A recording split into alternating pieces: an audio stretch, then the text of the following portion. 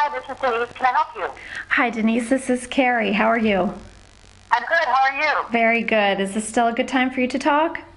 It is. Okay. All right. Let's jump right in then. We're going to talk today about Caregiving.com's happiness project, and how it's. Let me start that over again. Hey, Carrie, can I ask you real quick? Do you hear me okay? I've got my headset on with my cell phone. Does it sound okay? Yes, I can hear you well. Okay, good. Yep. You're very clear. Thanks.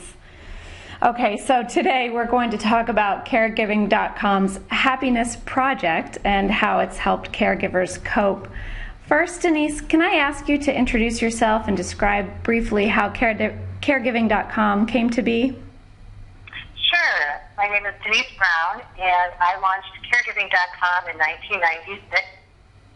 And it was really a solution to what's common in a caregiving situation, which is isolation and loneliness.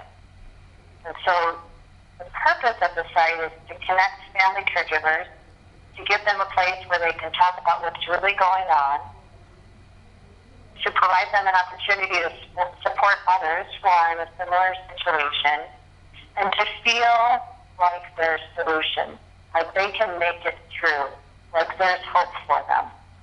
So Caregiving.com is really a community. And what ties the community are caregiving experiences. Wonderful. Specifically about the Happiness Project, what is it and why did you decide to start the project on Caregiving.com? The Happiness Project is basically a way to help family caregivers find moments of happiness during a time that feels so dark and unhappy. And the inspiration was a book by Gretchen Rubin, where she talks about basically her own happiness project. And in the book, she takes us through her journey to figure out how could she be happier. And the reason she starts this journey is her husband has a diagnosis of a chronic illness that's currently in remission. But she knows down the road that he's going to have some health needs, that he's going to need her help, her care.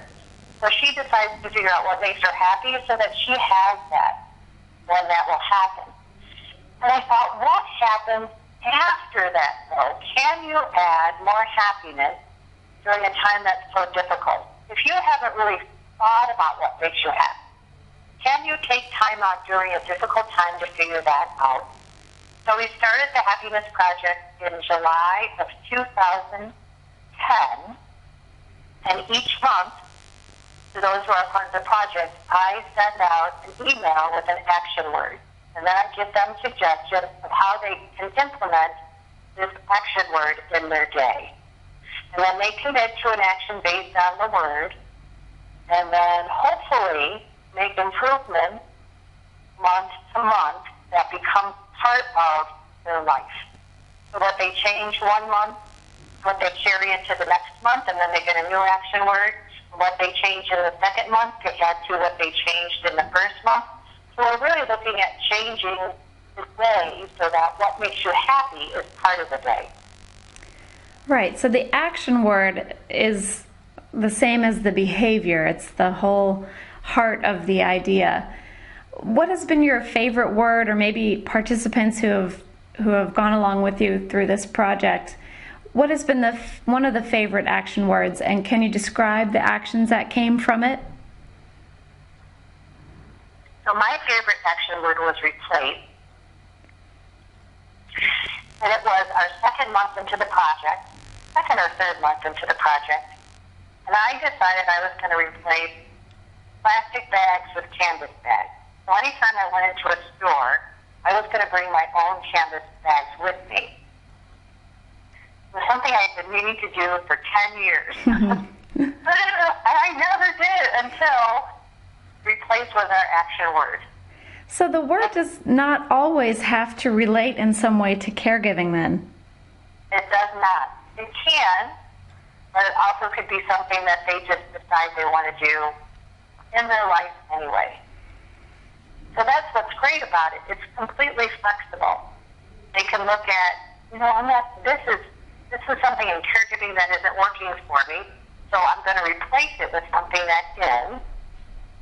Or they could just decide they're going to replace a food choice with a better food choice. So I give them some ideas to think about, and then they determine what it is that they're going to do.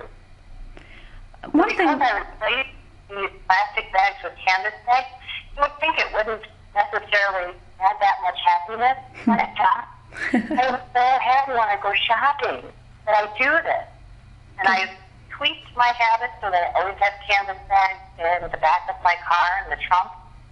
And it just makes a difference for me. So instead of holding on to that thought, oh my gosh, I've been meaning to use canvas bags for 10 years and I still am not using canvas bags, I thought it's not, isn't this great that I'm doing something that I've meant to do all these years?